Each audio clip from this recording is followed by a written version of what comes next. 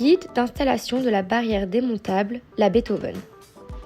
Selon votre sol, il est recommandé d'avoir le tracé de l'implantation de votre barrière, de la colle pour les manchons, un chiffon pour nettoyer le trop-plein de colle, un mètre, un aspirateur, un tournevis, une perceuse de type familial avec une mèche de diamètre 16 pour la barrière avec des piquets en diamètre 16 ou une carotteuse à eau avec une mèche de diamètre 30. À noter lors de l'installation, le profilet avec les vis du piquet est toujours à l'intérieur du périmètre à sécuriser. Étape numéro 1, le tracé. Placez votre section autour de la piscine par rapport au tracé initial de votre barrière.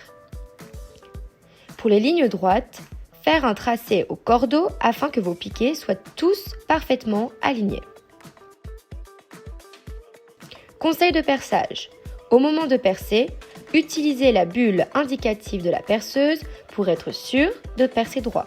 Vous pouvez également vous aider d'un trépied, d'un guide ou d'un gabarit à angle droit. Étape 2. Respectez l'espace entre les trous. Attention, ne jamais faire les trous à l'avance. Après le perçage, veuillez aspirer les saletés du trou. Insérez le manchon, puis placez le piquet de votre section dans le manchon.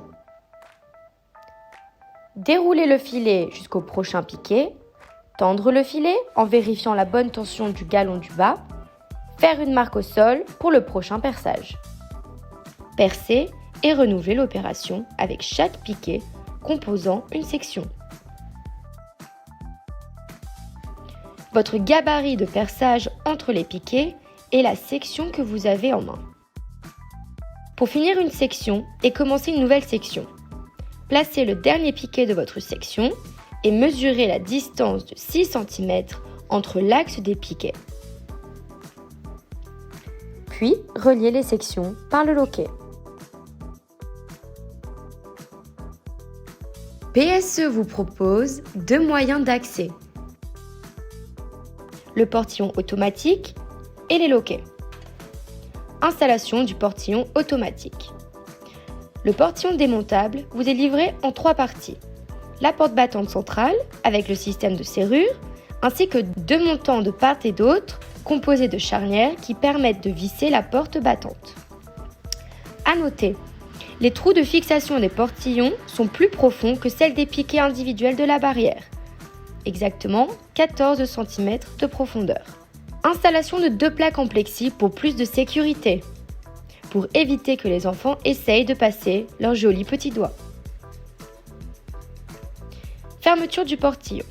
Après l'installation du portillon, il est nécessaire d'ajuster le niveau de la serrure pour que celui-ci puisse se fermer tout seul. Pour cela, grâce à la vis placée au sol de la serrure, il est possible de l'ajuster à la bonne hauteur à l'aide d'un tournevis pour une fermeture automatique.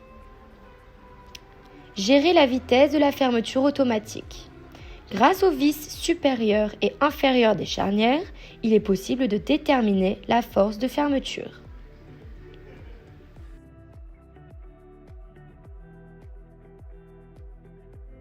Accès par loquet. À chaque intersection se trouve un loquet qui relie les sections les unes aux autres. Ce loquet permet également un accès à la piscine. Nous ouvrons donc le loquet, enlevons un piquet du sol, puis nous rabattons le filet et nous avons donc 1 mètre de passage. Si on enlève un deuxième piquet du sol, nous obtenons 1 mètre supplémentaire d'ouverture.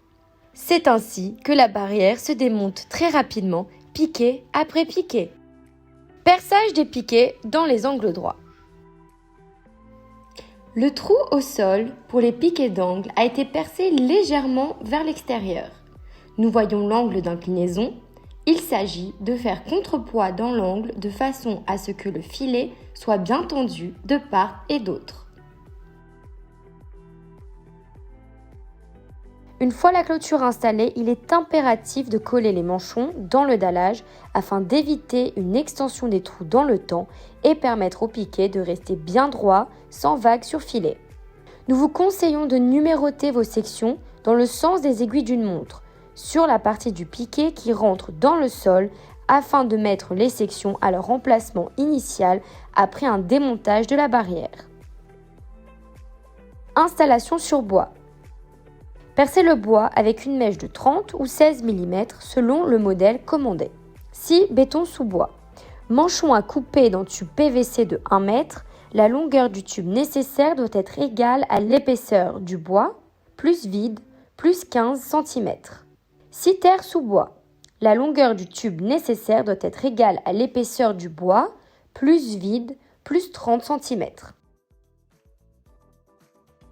Installation dans la terre.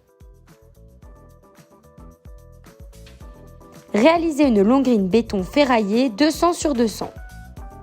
La longrine béton doit être coulée afin que la rase soit à 4 cm en dessous du niveau du sol.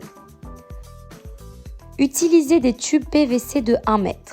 Les couper à 16 cm de hauteur, 12 cm seront pris dans la longrine et 4 cm devront dépasser de la longrine afin que la terre soit remise sur la longrine et autour du manchon.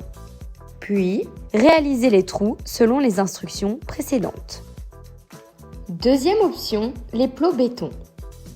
Faire des plots en béton de 20 cm de diamètre sur 30 cm de profondeur ferraillés dans le fond. Le plot doit être coulé afin que la rase soit à 4 cm pour le diamètre 30 et à 3 cm pour le diamètre 16 en dessous du niveau de la terre. Le manchon de terre de 50 cm dépassera donc du plot béton afin que la terre soit remise sur le plot et autour du manchon. En résumé, ce manchon de 50 cm aura 20 cm pris en profondeur dans la terre, entre 26 et 27 cm dans le plot béton et 3 ou 4 cm au-dessus de la rase. Pour percer les plots, se référer à la procédure de perçage vue précédemment. Bon travail!